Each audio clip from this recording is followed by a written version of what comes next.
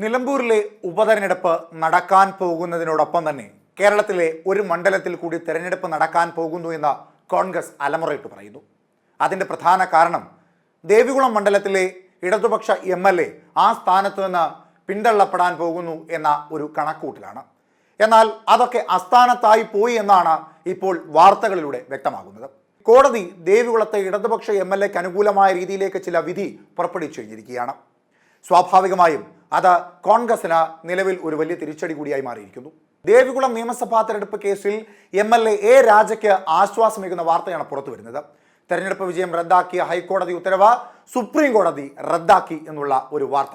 ജസ്റ്റിസുമാരായ അഹ്സാനുദ്ദീൻ, അമാനുള്ള, PK മിശ്ര എന്നിവർ ഉൾപ്പെട്ട രണ്ടംഗ ബെഞ്ചാണ് വിധി പറഞ്ഞത്. പട്ടികജാതി സംവരണത്തിന് രാജയ്ക്ക് എല്ലാ അർഹതയും ഉണ്ടെന്നും സുപ്രീം കോടതി വിലയിരുത്തിയിട്ടുണ്ട്. കുടിയേറുന്ന കാലത്ത് തന്നെ വസ്തുവകകൾ ഉണ്ടായിരിക്കണമെന്നും ഇല്ലെങ്കിൽ പട്ടികജാതി വിഭാഗാംഗമായി പരിഗണിക്കാൻ കഴിയില്ല എന്നുമായിരുന്നു ഹൈക്കോടതി വിധി. പൂർവികർ തിരുനെൽവേലിയിൽ നിന്ന് 1950 ഓഗസ്റ്റ് 10 മുൻപ് കുടിയേറിയവരാണെന്നും ഇതിന് രേഖകളുണ്ടെന്നുമാണ് A രാജയുടെ അഭിഭാഷകൻ സുപ്രീം കോടതിയിൽ ഉയർത്തിയ പ്രധാന വാദം. ഇത് സുപ്രീം കോടതി ശരിവെക്കുകയായിരുന്നു. ഔദ്യോഗിക രേഖകൾ പരിശോധിക്കാതെയായിരുന്നു ഹൈക്കോടതി വിധി. തൻ്റെ പൂർവികർ കേരളത്തിലേക്ക് കുടിയേറിയവരാണ്, ഹിന്ദു ആചാരപ്രകാരമാണ് വിവാഹമെന്നുമായിരുന്നു A രാജയുടെ വാദം. പട്ടികജാതി സംവരണ മണ്ഡലമായ ദേവികുളത്ത് വ്യാജജാതി സർട്ടിഫിക്കറ്റ് ഹാജരാക്കിയാണ് A രാജ മത്സരിച്ചത് എന്നായിരുന്നു UDF സ്ഥാനാർത്ഥി ഹൈക്കോടതിയിൽ നൽകിയ തെരഞ്ഞെടുപ്പ് ഹർജിയിലെ പ്രധാന ആക്ഷേപം. ക്രിസ്ത്യൻ മതാചാരം തുടരുന്ന A രാജയ്ക്ക് പട്ടികജാതി സംവരണ മണ്ഡലത്തിൽ മത്സരിക്കാൻ അർഹതയില്ല.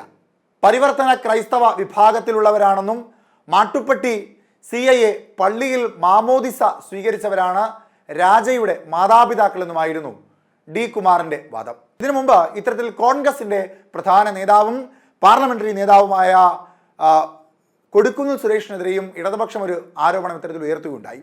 അദ്ദേഹവും SC മണ്ഡലത്തിൽ മത്സരിക്കുവാൻ യോഗ്യനായ ഒരു നേതാവല്ല എന്നും അതുകൊണ്ട് അദ്ദേഹത്തിന്റെ MP സ്ഥാനം റദ്ദാക്കണമെന്ന അടക്കമുള്ള ആവശ്യങ്ങൾ ഉന്നയിച്ചുകൊണ്ടായിരുന്നു ഇത്തരത്തിൽ കോടതിയെ സമീപിച്ചത്. എന്നാൽ അതും കോടതി തള്ളുകയായിരുന്നു. ഇപ്പോൾ രാജയുടെ വിഷയത്തിലും അതേ നിലപാട് തന്നെയാണ് കോടതി സ്വീകരിച്ചിട്ടുള്ളത്. ഈ രാജയ്ക്ക് MLA ആയി തുടരാമെന്നുള്ളത് മാത്രമല്ല, ലഭിക്കേണ്ട ആനുകൂല്യങ്ങളെല്ലാം ലഭിച്ചുകൊണ്ട് കൃത്യമായി തന്നെയായിരിക്കും അദ്ദേഹത്തിന്റെ മുൻപോട്ടുള്ള പോക്കും.